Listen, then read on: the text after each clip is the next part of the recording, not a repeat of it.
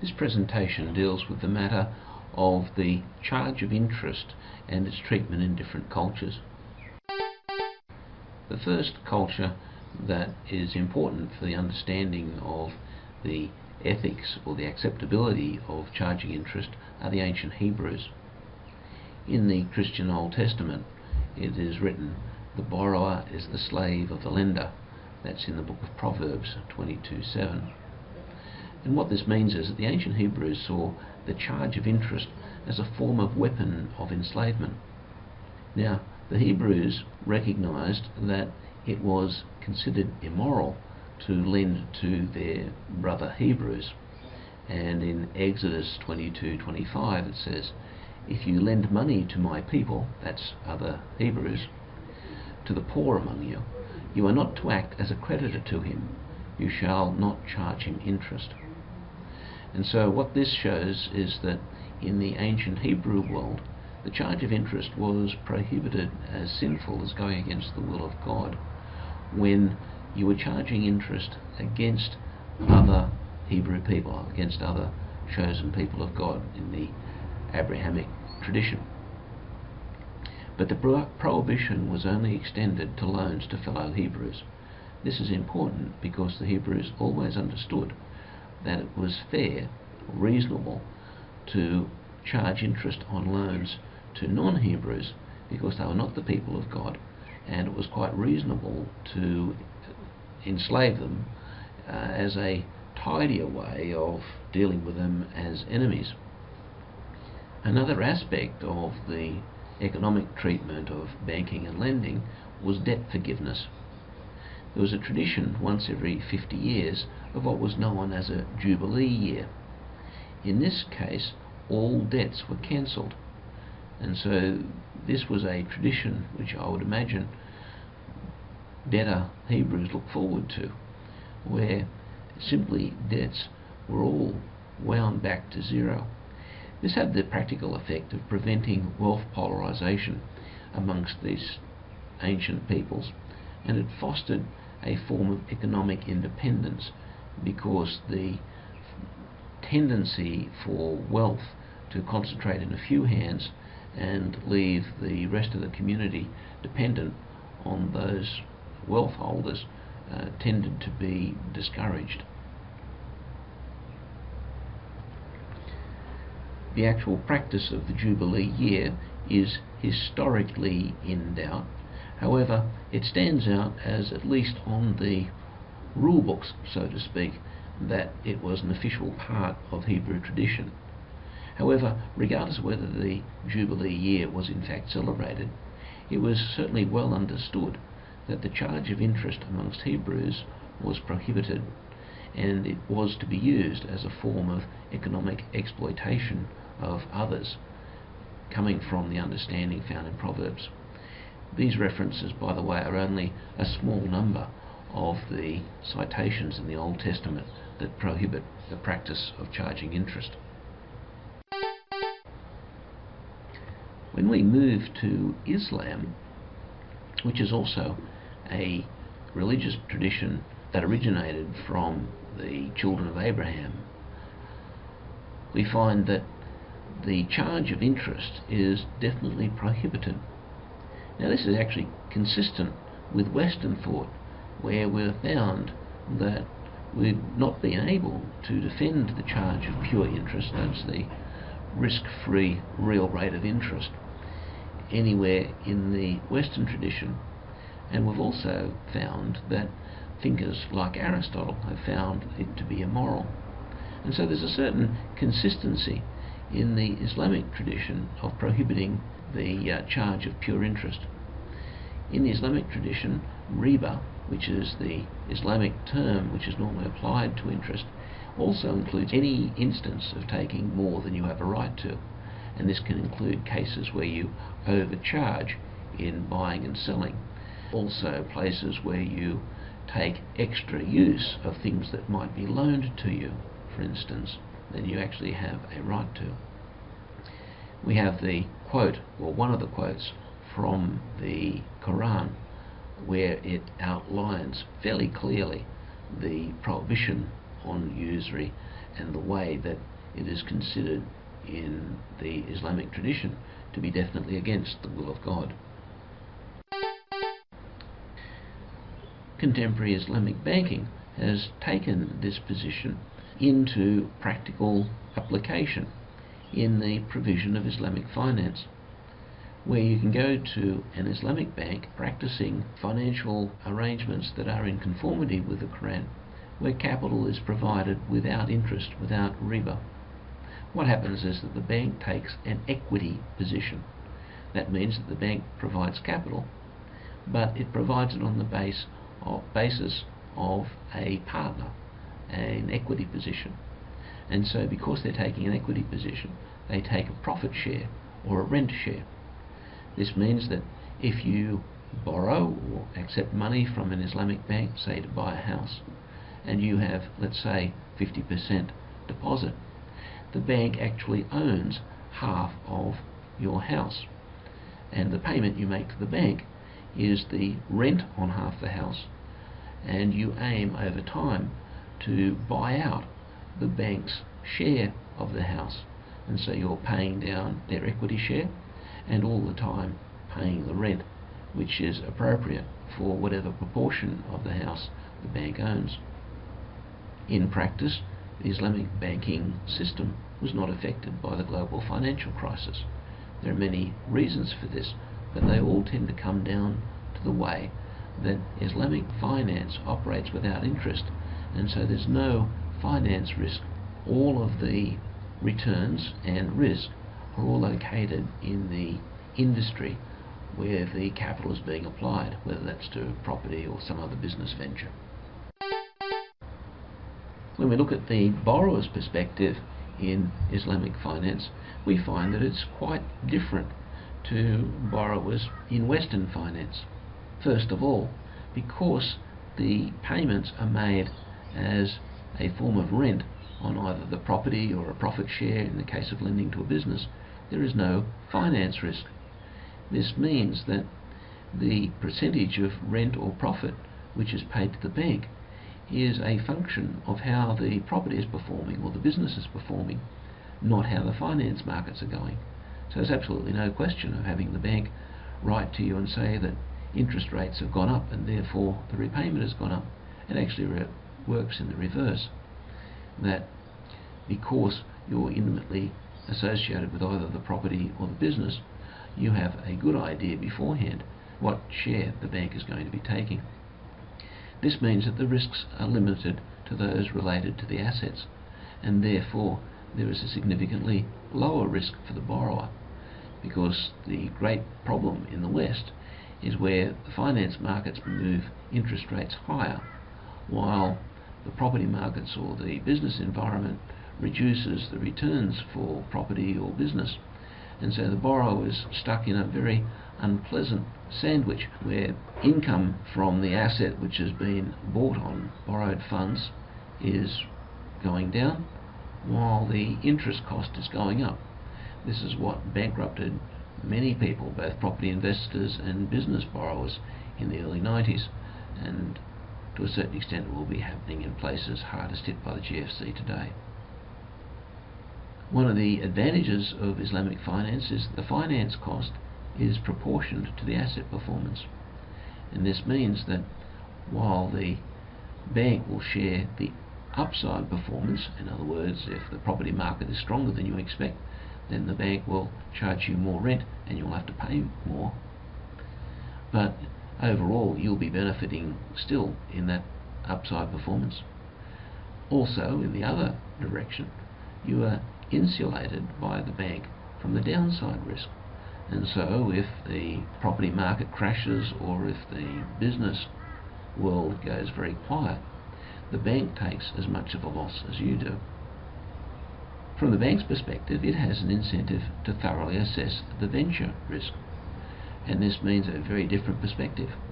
The bank is going to be taking on the risks of whatever the funds extended are going to be applied to. This means that the bank is far more likely to apply greater caution and a higher depth of analysis to assessing to make sure that the ventures are in fact solid and viable. What this means to the borrower is that if an Islamic financier does choose to fund a particular venture, the borrower has the additional security of knowing that the bank has viewed the venture dispassionately as highly likely to succeed. What this means is that the borrower has at least two reasons to expect a considerably lower risk than what would happen with a Western loan. That's because the borrower doesn't have any exposure to a finance risk, and also because the Islamic finance provider is going to take a considerably more cautious view in terms of their analysis of the venture risk, and considering the bank will most probably have far greater and more experienced resources to assess the venture risk. It means that from the borrower's perspective, with these two advantages in hand, that the borrower will almost certainly be exposed to considerably reduced risk compared to the Western situation. There are several community implications of the Islamic finance system. The psychology of the relationship between the bank and the borrower is as a partner, part of a family or brotherhood relationship, not an adversary, not someone who is likely to close you down. Similarly, there is in practice a superior distribution of outcomes. While in the good times the borrower may not enjoy the superior upside benefits, those superior upside benefits are in fact distributed amongst the lenders into the bank as superior performance by the bank. And so the superior business performance of either a property investment or a business investment is distributed more broadly across the community. And in the converse, when things don't go according to plan, the community tends to implicitly take a form of soft insurance position, where the poorer position is then spread across the community of depositors into the Islamic bank. Now, this is overall consistent with Islamic themes of brotherhood in commerce and brotherhood in general, that you will find a common theme amongst most non-modern Western peoples. We find a similar set of themes in pre-modern Europe, where the sense of prominence for the community, expressed in the tradition of the importance of principles in the public life directed towards the common good, dominated the thinking of pre-modern Europe. That is, Europe from the end of the Roman era, about the 4th century, through to the 16th century. We find that while the 4th century to the 8th century were very difficult times, known as the Dark Ages, even through that dark and wild part of European history, the charge of interest was immoral and illegal, basically from about the time of Constantine. And that prohibition as illegal and immoral continued up to the end of the 1400s, that is, the end of the 15th century. The change in thinking actually began probably in the 13th century. During that time, there was a practical subversion of this long-held tradition over a millennia-long tradition of considering the charge of interest as immoral.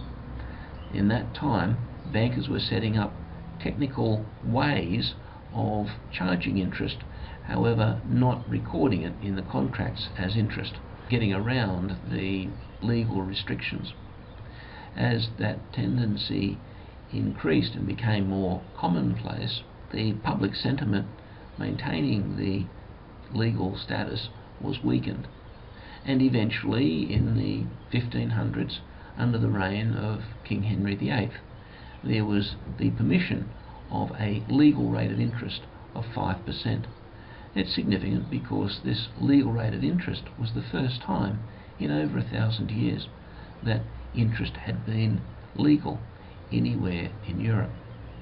Now, despite Henry VIII and eventually other European countries following suit in allowing a legal rate of interest, there was the permission for people who lived in Europe who were not Christians to be able to charge interest.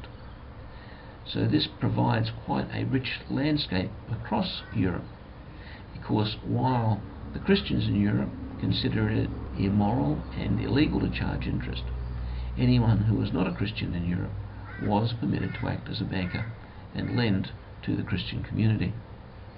To a certain extent, what King Henry did was permit a greater conformity, because the freedoms that were given to the non-Christians were allowed across the entire community.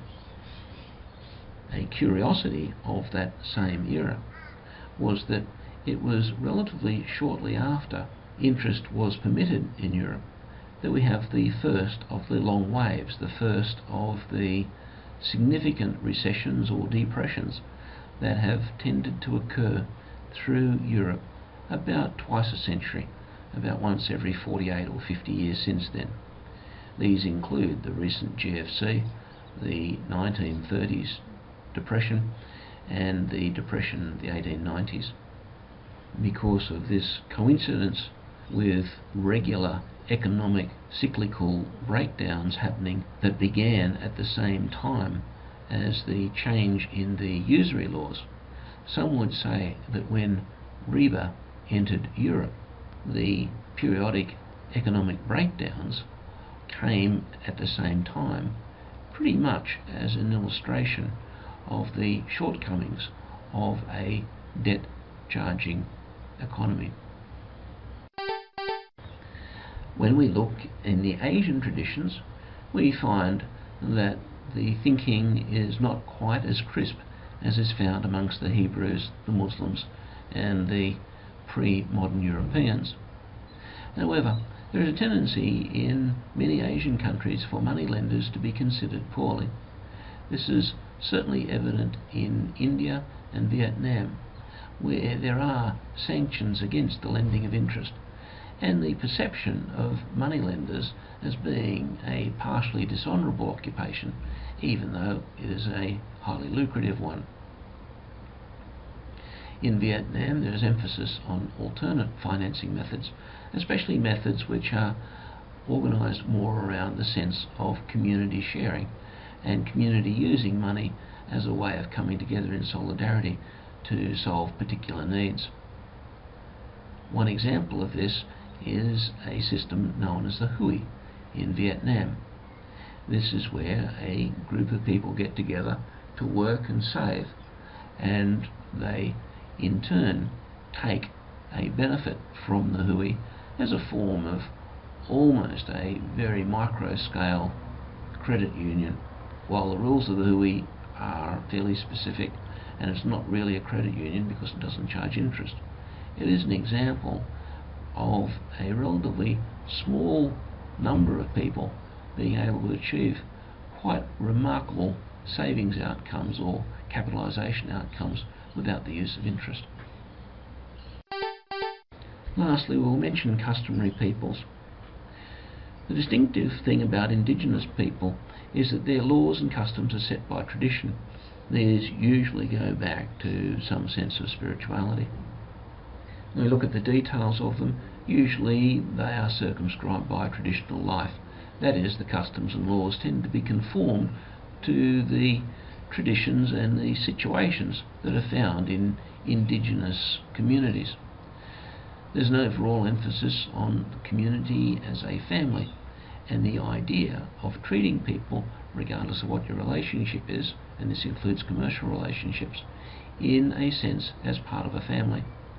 And so the test for acceptability, even in the case of novel situations, is one of whether it would be an acceptable thing to do, some commercial activity or contract.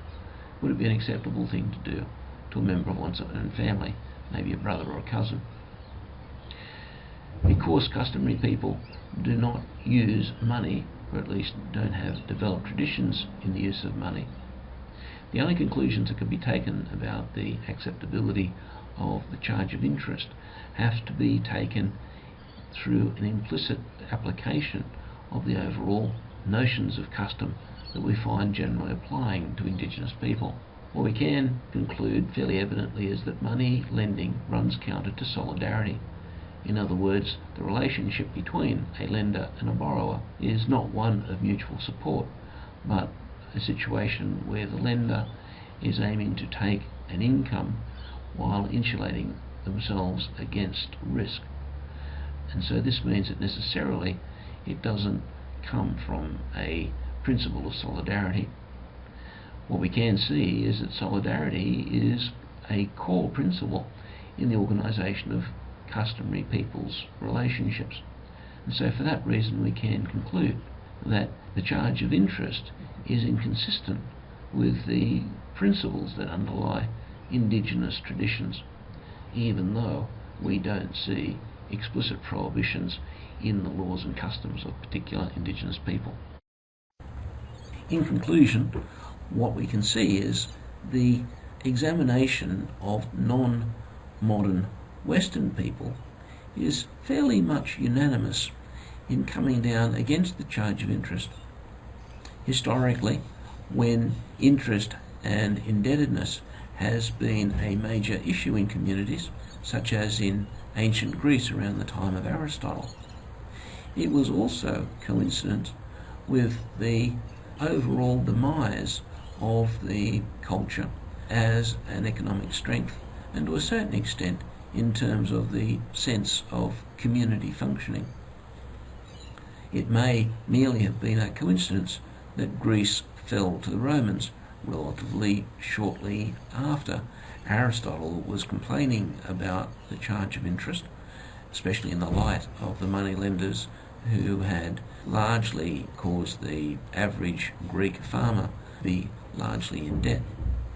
It may have been a coincidence, or it may indirectly have been a result of community changes of which the charge of interest was only one. What we can conclude is the modern West is amongst the minority when it comes to the widespread acceptance of the charging of interest. Certainly that is the case amongst traditions that have a well-developed reflective tradition